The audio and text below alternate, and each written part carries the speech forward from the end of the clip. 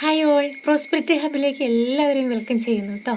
അപ്പോൾ ഇന്ന് നമ്മൾ നോക്കുന്നത് നമ്മുടെ ഉള്ളിലുള്ള ഈ നെഗറ്റിവിറ്റി ഉണ്ടല്ലോ, അപ്പോൾ അതിനെ നമുക്ക് എങ്ങനെ ഈസി ആയിട്ട് കണ്ടെത്താനായിട്ട് പറ്റുമെന്നുള്ള ഒരു കാര്യം പറഞ്ഞുതരാം കേട്ടോ. അപ്പോൾ അതിന് വേണ്ടിയിട്ട് നമ്മൾ ആദ്യം ചെയ്യേണ്ടുന്നത് നമ്മുടെ ബെസ്റ്റ് ഫ്രണ്ടായിട്ടുള്ളവരെയൊക്കെ ഒന്ന് കണ്ടെത്തുക. അതുപോലെ തന്നെ നമുക്ക് ചില വ്യക്തികളെ കാണുമ്പോൾ നമുക്കൊരു ഇഷ്ടക്കേട് തോന്നുന്നുണ്ടാവില്ലേ, അപ്പോൾ അതിൻ്റെ കാരണങ്ങൾ കണ്ടെത്തുക.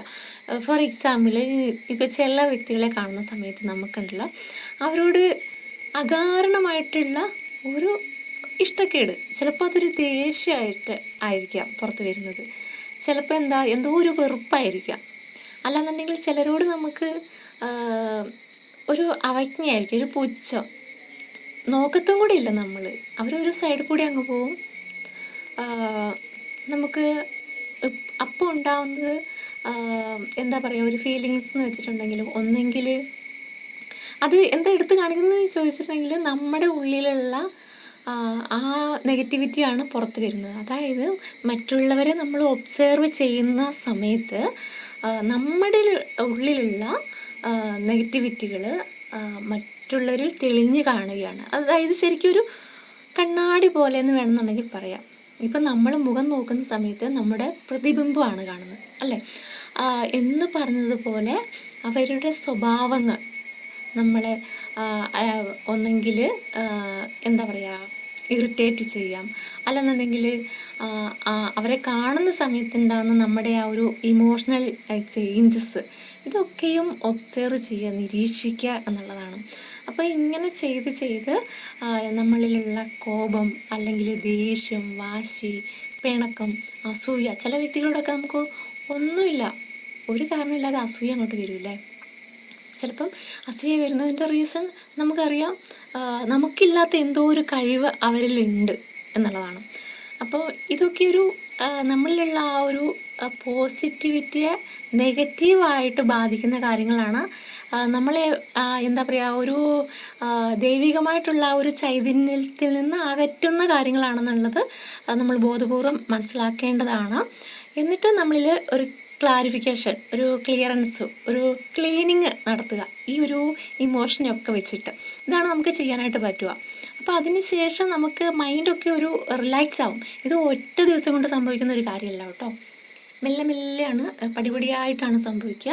അപ്പോൾ നിങ്ങൾ ചെയ്യേണ്ടുന്നത് ഓരോന്നും കണ്ടുപിടിക്കുക, ഫ്രണ്ട്സിനെ ലിസ്റ്റ് ചെയ്യുക. അതുപോലെ തന്നെ നമ്മുടെ ഫ്രണ്ട്സ് അല്ലാത്ത നമ്മൾക്ക് അവരോട് ഇഷ്ടക്കേട് തോന്നാനുള്ള റീസൺ കണ്ടുപിടിക്കുന്നതിലായിരിക്കണം. എന്നിട്ട് കണ്ടുപിടിച്ചിട്ട് അതിനുള്ള പരിഹാരവും നമുക്ക് ചെയ്യാനായിട്ട് അറിയണം കേട്ടോ. അപ്പോൾ ആർക്കെങ്കിലും പരിഹാരങ്ങൾ ചെയ്യാനായിട്ട് അറിയില്ലാത്തവർക്ക് കമൻറ്റ് ചെയ്യാം കേട്ടോ. അതെങ്ങനെ ക്ലീൻ ചെയ്യണം എന്നുള്ള കാര്യങ്ങളൊക്കെ ഐഡിയ പറഞ്ഞു തരാം.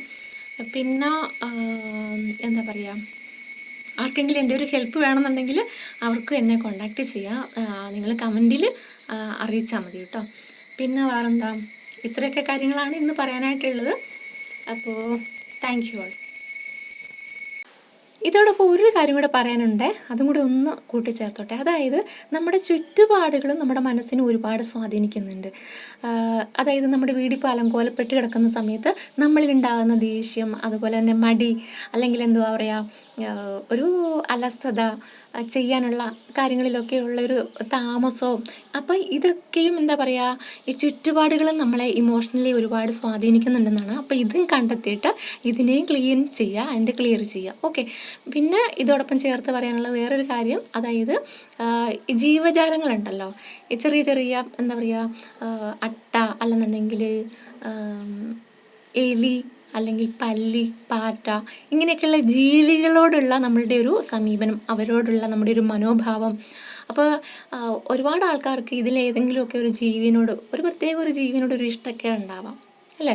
അപ്പോൾ ഇതിനെയും ക്ലീൻ ചെയ്യാനായിട്ട് ഉള്ളതാണ് നമ്മുടെ ഉള്ളിലുള്ള എന്താ പറയുക, ആ നെഗറ്റീവായിട്ടുള്ള കാര്യങ്ങളെ കാണിച്ചു തരികയാണ് ഈ ഒരു പ്രകൃതി. അപ്പോൾ അതിനെ നമ്മൾ ഒബ്സേർവ് ചെയ്തിട്ട് അതിനുള്ള കാരണം കണ്ടെത്തി അതിനെയും ക്ലീൻ ചെയ്യുക. അപ്പോൾ ഇതെല്ലാം കൂടെ ഇപ്പം കൂട്ടിച്ചേർത്ത് ചെയ്യാനായിട്ട് കഴിയണം നിങ്ങൾക്ക്.